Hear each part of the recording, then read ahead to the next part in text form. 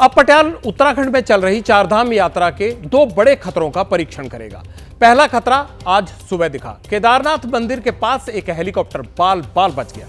Helicopter में तमिलनाडु के तीर्थयात्री सवार थे और दूसरा खतरा 15 दिन से चारधाम यात्रा के साथ है। तीर्थयात्रा में अब तक 52 श्रद्धालुओं की मौत हो चुकी है। इसी महीने की 10 तारीख को यह यात्रा शुरू हुई थी। अब पटियाल आपको विस्तार से हेलीकॉप्टर अनहोनी के बारे में बताएगा। हेलीकॉप्टर के बारे में आखिर क्या हुआ, केदारनाथ में आज एक बड़ा हादसा होते होते टल गया। हेलीकॉप्टर में तकनीकी खराबी के चलते इमरजेंसी लैंडिंग करवानी पड़ी।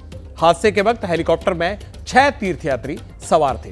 हेलीकॉप्टर क्रिस्टल एविएशन कंपनी का था। यह एक प्राइवेट कंपनी है। उसी ने हेलीकॉप्टर की सर्विसेज वहां उपलब्ध करवाई हैं, जो केदारनाथ मंदिर के दर्शन की सेवा में लगी हुई हैं। हेलीकॉप्टर सुबह सेरसी से केदारनाथ के लिए उड़ा। केदारनाथ में हेलीपैड से 100 मीटर पहले हेलीकॉप्टर में तकनीकी खराबी आ गई। हेलीकॉप्टर हेलीपैड में उतरने की जगह हवा में घूमने लगा। पायलट ने पूरी कोशिश की, लेकिन वो हेलीपैड पर लैंडिंग नहीं करवा पाया। हेलीपैड पर लोग मौजूद थे और हेलीकॉप्टर के भीतर भी। पायलट की सूझबूझ से बड़ा हादसा टल गया। हादसे में पायलट समेत सभी 6 यात्री सुरक्षित हैं। घटना की जांच के आदेश भी दे दिए गए हैं, लेकिन यहां इस पूरी घटना के बाद कई बड़े सवाल खड़े होते हैं। केदारनाथ में यह कोई पहला वाकया नहीं है जब इस तरह की घटना हुई हो।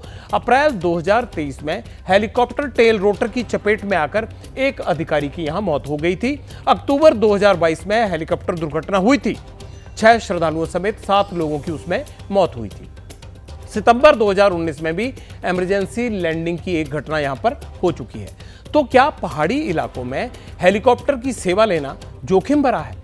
इसका जवाब मैंने एक एविएशन एक्सपर्ट से पूछा। मैदान में एक तो हवा का दबाव, वायुमंडल का दबाव कम होता है।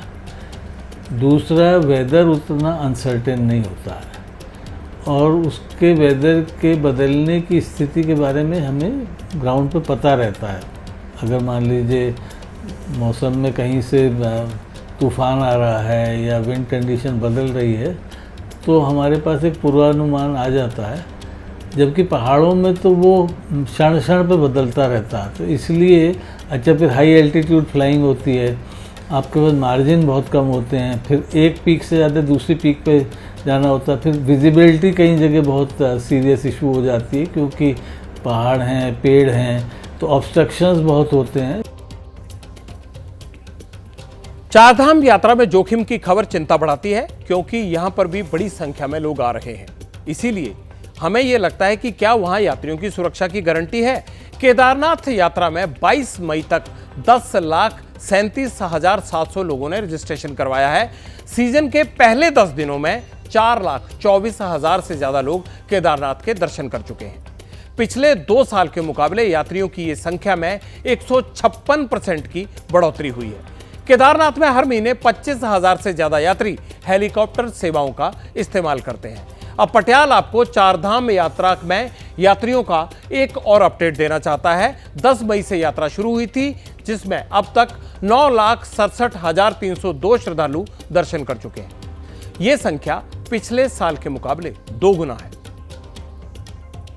लोगों ने तो ये भी इनिशिएटिव लिया कि चूंकि संख्या वहां पर होल्ड ज्यादा हो गई थी, तो कैंपस के अंदर और आईएसबीटी पर जो सुलभ कॉम्प्लेक्स थे, उनको भी हम लोगों ने टेक ओवर कर लिया और कहा कि यात्रियों को कोई दिक्कत ना हो, और उसका सारा पेमेंट यात्रा जो हमारा चारधाम यात्रा का ऑफिस है उसकी तरफ से किया जाएगा। प्रयास यही है कि यात्रा सुरक्षित और सुगम जरूर रखी जाए। इस पूरी यात्रा के दौरान अभी तक कुल 52 लोगों की मृत्यु हुई है। पटियाल की पुकार है कि चारधाम यात्रा पर जाने से पहले अपना मेडिकल चेकअप जरूर करवा कर जाएं। यात्रा की वेबसाइट पर आम लोगों के लिए जो निर्देश लिखे हुए हैं, उनका आप सब पालन जरूर करें अगर यात्रा पर जा रहे हैं तो।